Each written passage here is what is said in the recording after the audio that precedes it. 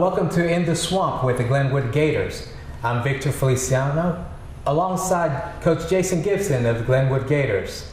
We're going to review last week's game against Bessemer Academy and preview the upcoming game against Springwood Academy. And Coach, thank you. How you doing, Vic? Doing all right. Good, man. You've had a busy day so far, and so we're just being able to take the time to talk about the last game. And many of you probably already know by now that Glenwood fell 42-18 to Bessemer Academy over at Bessemer. So, Coach, give us your assessment of the game overall, and then we could break it down just a little bit from there. I mean, overall, it was exciting for our players to, you know, be in a game playing for first place. And we were both undefeated in the conference late in the season. The winner got the #1 seed. Obviously, Bessemer has been on top for a while. You know, I'm learning this conference like everybody else. And I think it was an experience for us to go over there and be in that environment. We're not there yet, obviously. I would have never expected to come to Glenwood first year and, hey, we're going to be the #1 seed. That would have been a lofty goal. But to be able to have the opportunity and learn from it and get their guys in that situation was, priceless, to steal a phrase. But it's step one in the process of building this program. Hopefully in years coming, we're in that situation every year, and then it's not such a big game anymore. That's right.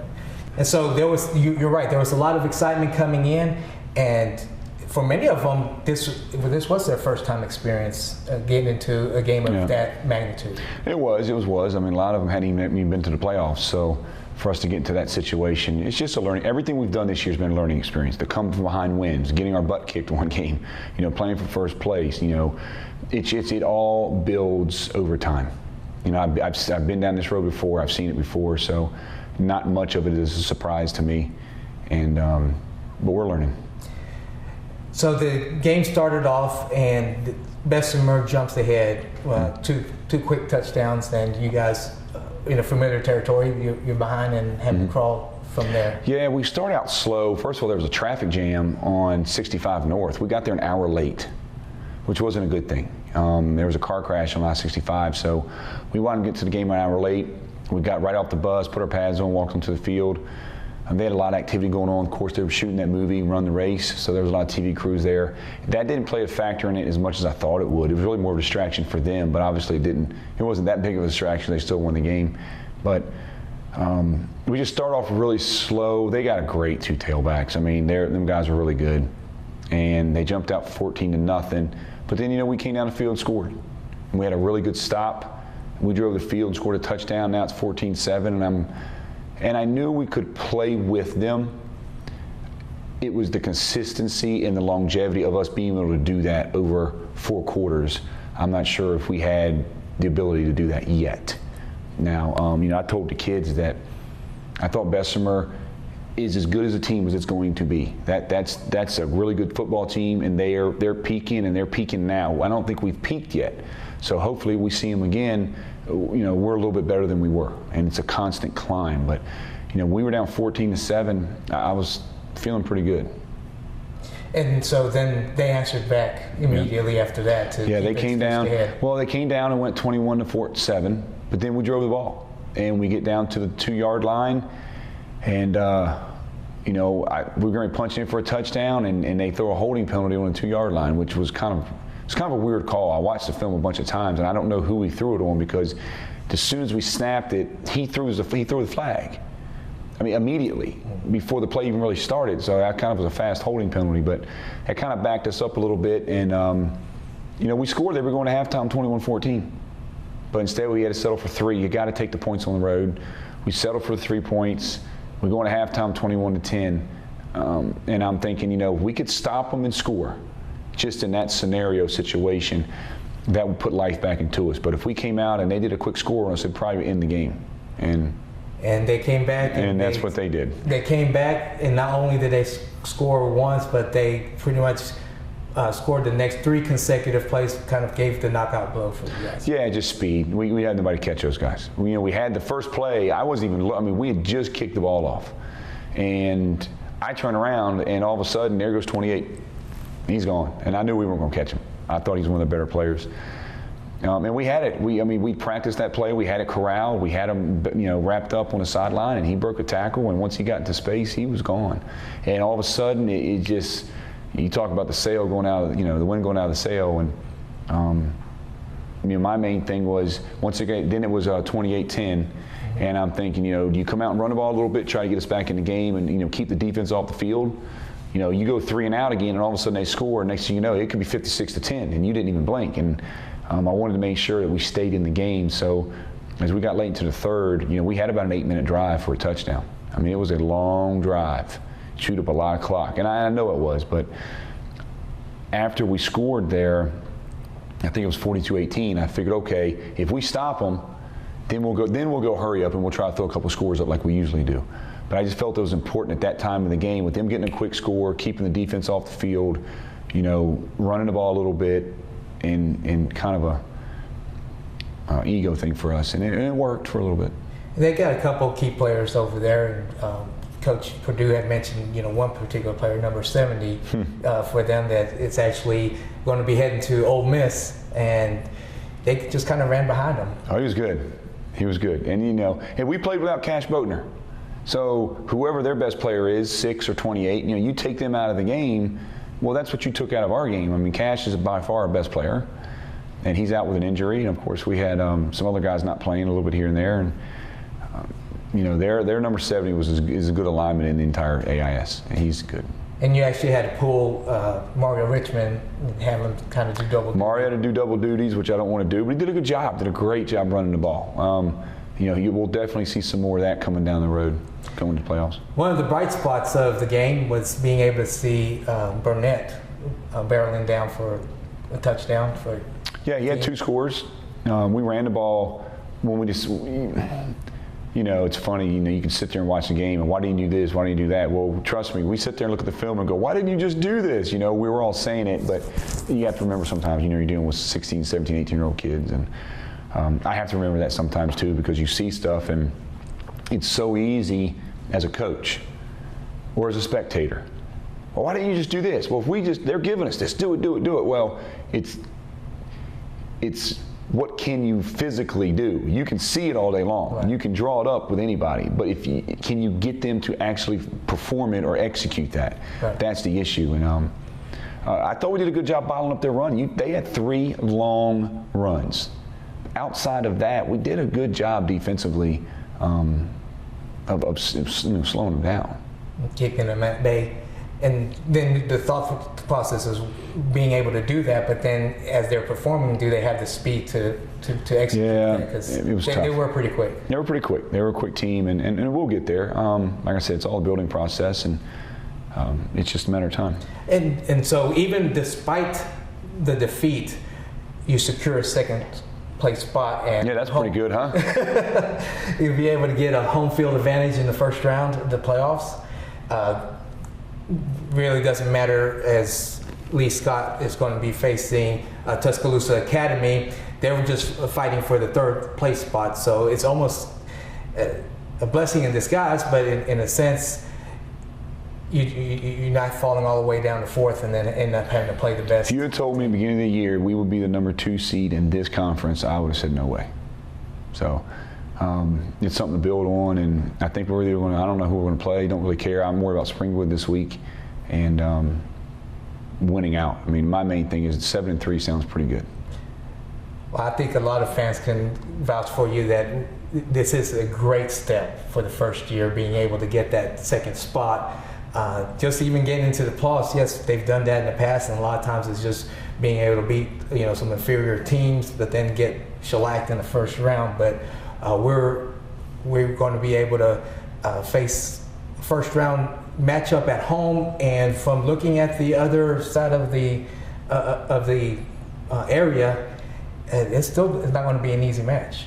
No, it's not. All those teams over there are really good. We've played Morgan and Pike and Northside Methodist, and we lost 2 of the 3 of them. That's right. So with Morgan, might not even make the playoffs. I think Morgan's out. I think it's going to be tough for them to get in the playoffs now, the way it's set up. It's going to be Fort Dale and Monroe and Pike and Northside Methodist. So Morgan's out. Right. and they're going to get better. And it's just as you're getting better. So, correct. It's going to call for some interesting playoff action, but that's a few weeks down the road. So this week we're looking at Springwood. Springwood facing some, they've had some challenges. Once again, they're not going to make the playoffs.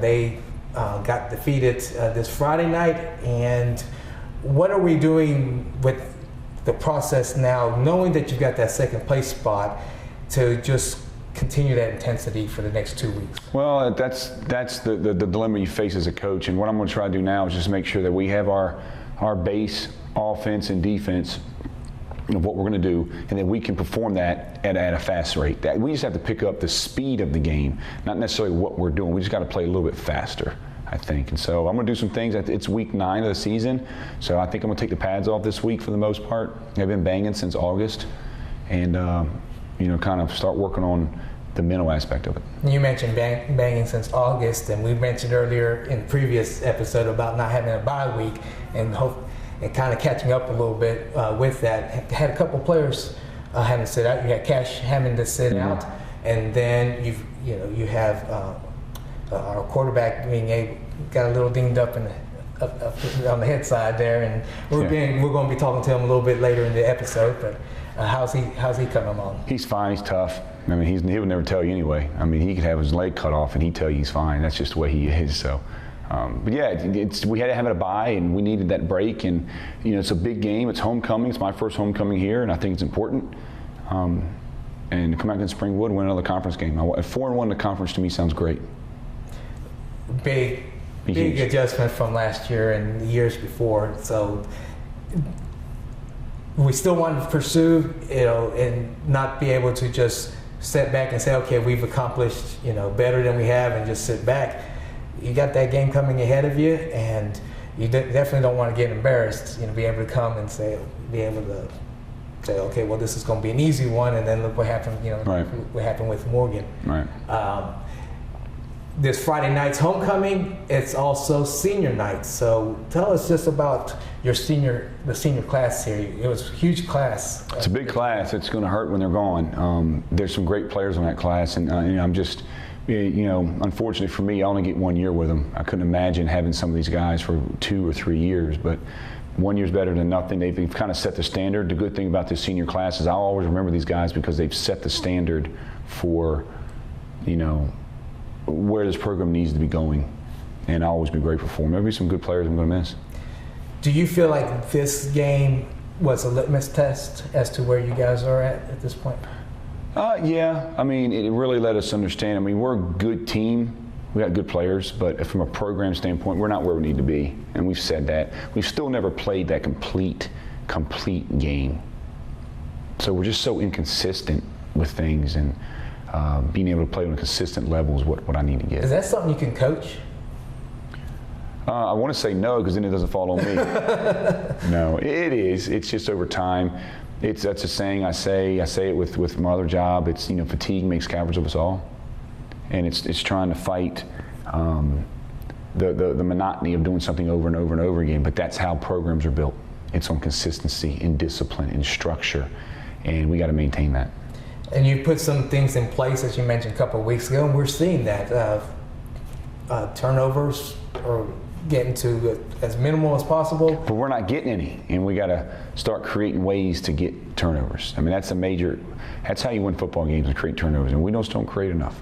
To swing the ball our side away. We don't get the fumble in their side on the 20-yard line, or the interception for a touchdown, or we're not getting that, and that's hurting us. And at times when there's that attempt, they do that at the risk of missing a tackle, and then that person's gone for 10, 20 yards. Yep, so it's a risk reward. At the same time, your penalties are down. And I know it doesn't override the part of some of the penalties that should be called on the other side, but at least you're doing your part of the deal. We did. We made a very conscious effort about 3 weeks ago. We're going to nip this in the bud. And we did some things internally that I thought worked, and obviously, we've been under 3 games now, we've been under, double-digit penalties. Now, the problem is we've lost some of those games. So I'll take the penalties if we're winning. It's just good to knock some of those out of the way.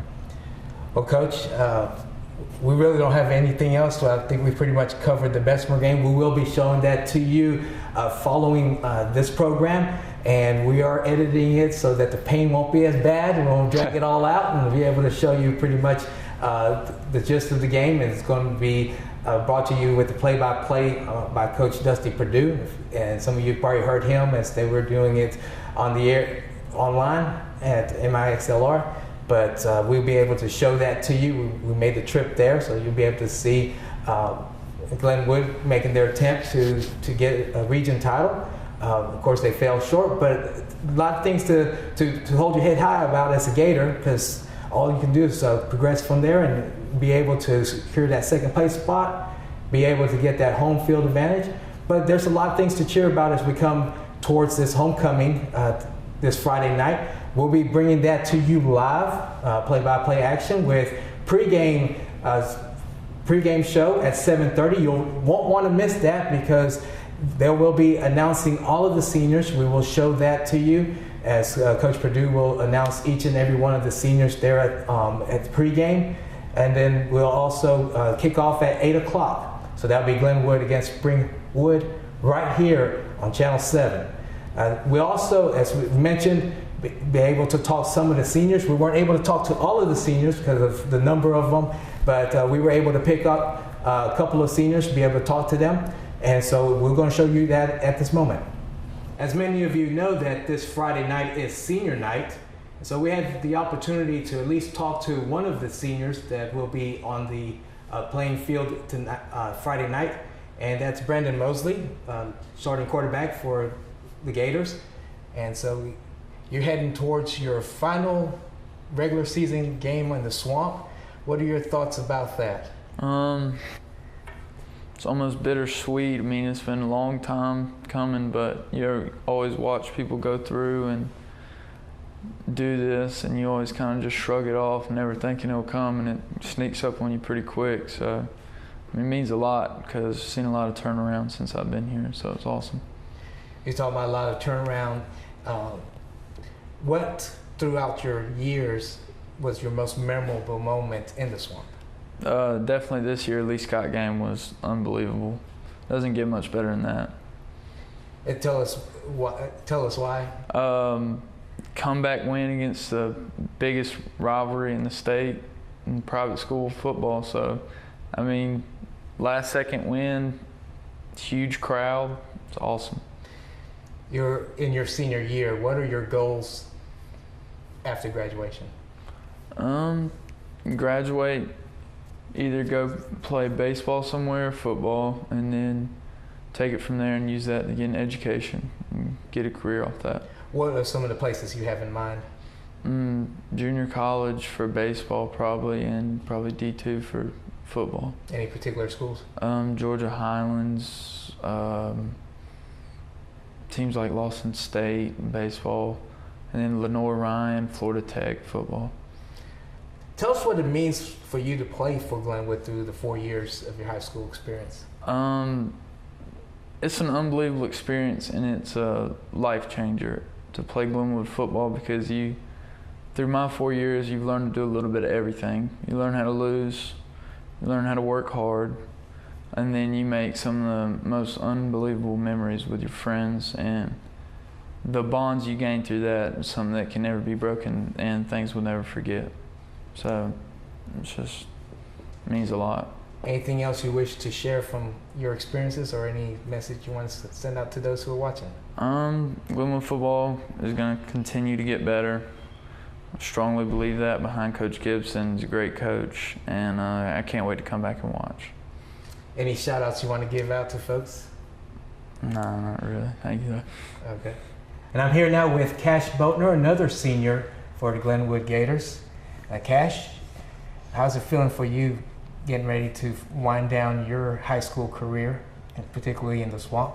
Well, since we're pretty sure going to playoffs this year, I'm happy to be a part of the team, and it sucks I have to sit on the sidelines these next few games, but I'll be right there with them once playoffs comes around. What are your goals upon graduation? My plan is to major in law enforcement and hopefully play some college ball. I know you came in this year. what has intrigued you about coming to Glenwood, and just share with us your experiences here. I love the people. Friends here are great. Everybody's great, and I was really looking forward to college opportunities coming here, because my previous school, they weren't going to do that for me. They weren't going to make sure that I could go and do something. They were all just worried about them, and that's the main reason why I came over here. Even though you've had a few games here with Glenwood, tell us about just the whole atmosphere of playing in the Swamp. I love seeing the fans on the field. You know, it's a lot more enthusiastic than it was at the past school. Everybody wants you to do better and all that kind of stuff. What is your greatest moment so far in your experience?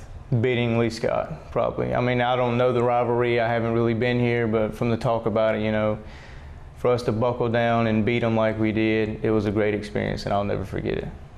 Any shout outs you want to give out to any folks that you know? Be able to look at the camera there. Shout out to my boy Anthony Ortiz over at Smith Station. He's doing all that he can, and shout out to all my family. We hope you enjoyed the interview with Mosley and Bodner. And so, Coach, once again, just quick assessment on those two guys that are leading your team. Well, I mean, great players. As they go, we go.